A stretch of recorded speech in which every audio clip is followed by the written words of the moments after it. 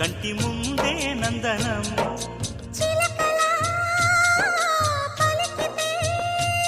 ఉండిపోదా సంబరం ఉండే కాదా మందిరం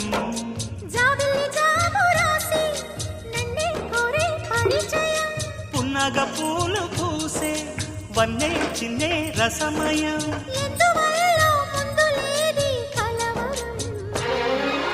అగిరి పడిన పెదవికేంటి అర్థం అడుగుతా